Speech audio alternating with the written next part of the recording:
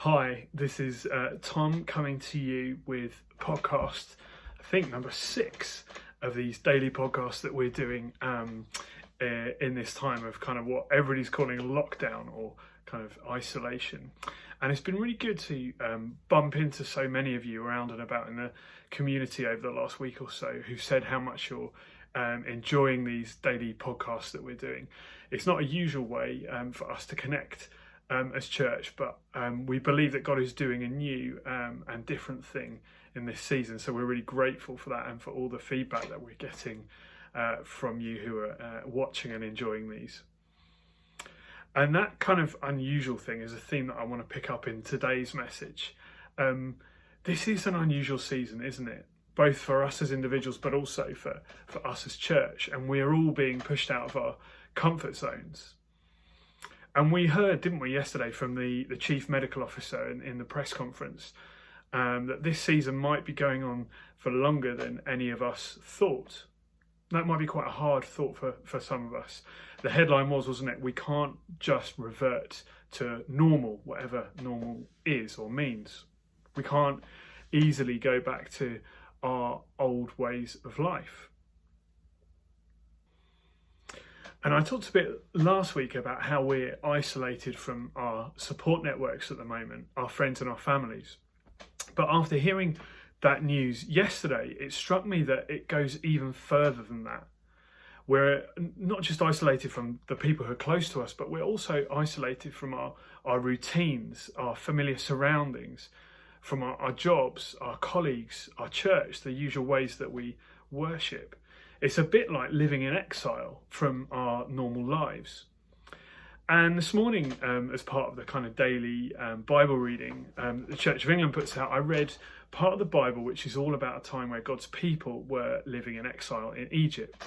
They were trapped in slavery by a wicked Pharaoh, and God was about to intervene to free them. And as I read this, I was struck by a really short sentence at the beginning of chapter 8. And it said, "Then the Lord said to Moses, 'Go back to Pharaoh and announce to him, this is what the Lord says, let my people go so they can worship me.'" That was the goal for God's people, to be released from slavery so they could worship God again. And that's what the people of Israel must have been desperately looking forward to. The light at the end of the tunnel, the day when they would be free to live their lives again, free from the restrictions being imposed on them. And if you're anything like me, I find it really easy to focus on that kind of speck of light at the end of the tunnel. That idea of let's just get through the next season, however tough it is, and things will go back to normal again. And maybe that was your response to last night's announcement as well. If we can just get through these next few months, then everything will go back to how it was. But the more I think about that, the less it seems to make sense. God is going to come and rescue us. He is going to come and bring his people out of this season of isolation from our normal routines, whatever that means. We can trust in that. But he doesn't take us through difficult times just to focus on the other side. He calls us to worship him through them. He was calling the Israelites to worship him once they were freed from slavery, but he was also calling them to worship him while they were there. So yes, there will be a time when we go back to our old jobs, our old colleagues, and even our old church. But I'm not sure that anything will feel quite the way it did before all this happened.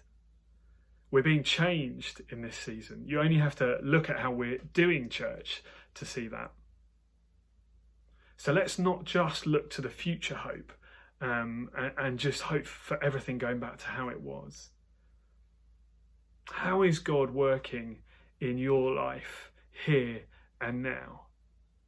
How is he giving you opportunities to work for him in this season?